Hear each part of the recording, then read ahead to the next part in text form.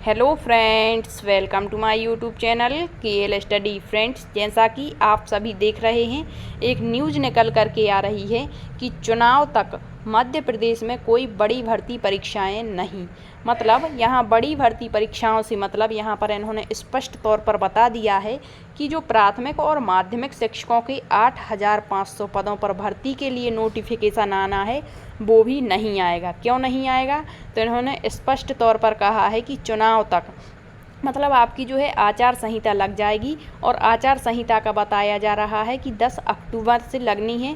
तो इससे पहले इतने जल्द आपकी ये परीक्षाएं कंडक्ट नहीं करवा पाएंगे, और चुनाव के बाद ये सारी परीक्षाएं होंगी। तो आपको बता दें, यदि एक बार चुनाव हो जाता है तो फिर कोई विश्वास नहीं है कि ये परीक्षाएं करवाएंगे या नहीं करवाएंगे।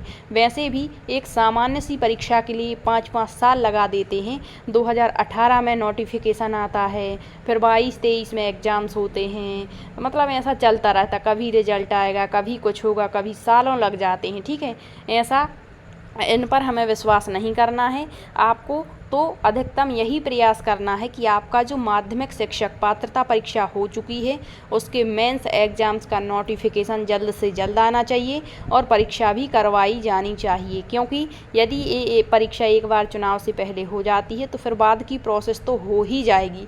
यदि एग्ज़ाम्स ही अटक जाता है तो फिर पता नहीं कब ये एग्ज़ाम्स करवाएं। तो आपको बता दें कि आपकी जो तैयारी है, आपको रेगुलर करते रहना है। आपको इस पर बिल्कुल भी भटकना नहीं है। मतलब इस तरीके की न्यूज़ आती रहती हैं, आपको अपनी तैयारी पर गौर करना है। ठीक है, हो सकता है आपका नोटिफिकेशन बहुत जल्द आ जाए, और जैसे वर्ग 1 का नोटिफिकेशन आया और परीक्षा भी उसकी बहुत कम समय में कंडक्ट करवा ली गई, क्योंकि उसमें बहुत कम कैंडिडेट थे। ठीक है, और अब उसका रिजल्ट आना बाकी है। तो आपका जो है वर्ग 2 का भी मेंस एग्ज़ाम्स का नोटिफिकेशन हो सकता है जल्द ही आ जाए। इस तरीके की जो न्यूज़ें हैं वो आती रहती हैं। ठीक है, तो आपको अपनी तैयारी पर बिल्कुल अच्छे से फोकस करना है। और यहाँ पर जो है पॉइंट से बच्चे इधर उधर हो जाते हैं। ठीक है, अभी वर्ग 3 की जो सेकंड काउंसलिंग हुई, उसमें आपने देखा होगा पॉइंट से बच्चे बाहर हो गए हैं। तो आपको पॉइंट का भी ध्यान रखना है, इस तरीके से तैयारी करनी है। अब बात रही किसकी, नोटिफिकेशन की, कि एग्ज़ाम्स का पैटर्न क्या रहेगा, सिलेबस क्या रहेगा। तो हर एक बच्चे को अपने सिलेबस का ज्ञान होता है। ठीक है, जिस सब्जेक्ट से आप हैं आपको पता है कि उसमें क्या कुछ पूछा जाता है और क्या कुछ आना है। जैसे आपने पात्रता परीक्षा क्वालिफाई की, ठीक है, उसकी तैयारी आपने की, तो जितने चैप्टर वहाँ पर आपने कवर किए और जितने नहीं कर पाए, उन चैप्टर को अब आगे आपको पढ़ना है। ठीक है, इसके बाद वही चैप्टर जो आप पात्रता परीक्षा में पढ़ चुके हैं, उसी को और डीप में जा कर के और अच्छे से समझ कर के सारी चीज़ों को प्राप्त कर लेना है, ताकि कहीं से भी कैसे भी क्वेश्चन पूछ ले आप उसका आंसर दे पाएँ। ठीक है, तो यहाँ पर ये नहीं है कि आपने पात्रता परीक्षा में तैयारी कर ली, अब इस तरीके की न्यूज़ आपने देखी और अब आपको लगा कि डेट बढ़ गई है, तो आप तैयारी को थोड़ा सा कम कर देते हैं। या कई ऐसे बच्चे होते हैं जो इनको तैयारी को बिल्कुल ही बंद कर देते हैं, तो यही आपकी सबसे बड़ी कमज़ोरी होती है। ठीक है, गलती होती है। तो आपको ऐसा बिल्कुल नहीं करना है, आपको तैयारी में लगे रहना है, और ये भी प्रयास करना है कि आपका जो है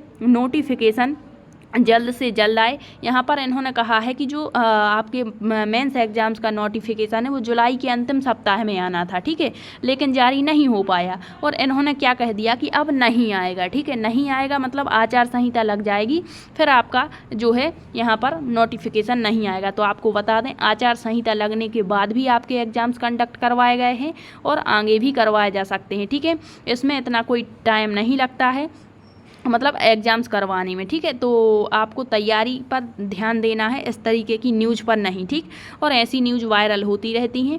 आपको तो बस अपनी तैयारी पर फोकस करना है और किस तरीके से आपको पढ़ाई करना है। आपके यहाँ पर जो सिलेबस की बात होती है, तो सिलेबस में आपके टॉपिक कम या ज़्यादा हो सकते हैं, लेकिन टॉपिक बदल नहीं सकते। ठीक है, ऐसा नहीं होगा कि मैथ के जो टॉपिक हैं उसमें मैथ के टॉपिक हटाकर साइंस के जोड़ दें या साइंस में मैथ आ जाए, ऐसा कभी नहीं होगा। ठीक है, टॉपिक वही रहेंगे, बस तरीका आपके पढ़ने का होना चाहिए। कैसा तरीका है, कैसे आप हर चीज़ों को ज्ञान कर पाते हैं, ये चीज़ें होती हैं। ठीक है, तो आई होप आपको ये जानकारी समझ आई होगी कि क्या आपको करना है आगे। और यदि आप परीक्षा की तैयारी कर रहे हैं तो यही सजेशन देंगे आपको कि आप बहुत अच्छे तरीके से हर एक चीज़ को, हर एक फैक्ट को समझ करके पढ़ें, ताकि आप अपने मेंस एग्ज़ाम्स में क्वालिफाई हो पाएँ।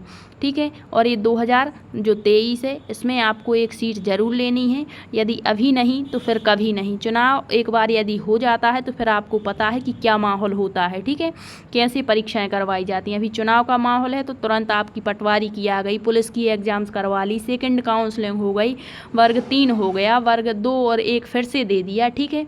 तो अभी इतनी सारी परीक्षाएं, तो यहाँ पर स्टूडेंट भी चकरा जाते हैं कि किसकी तैयारी अब हम करें।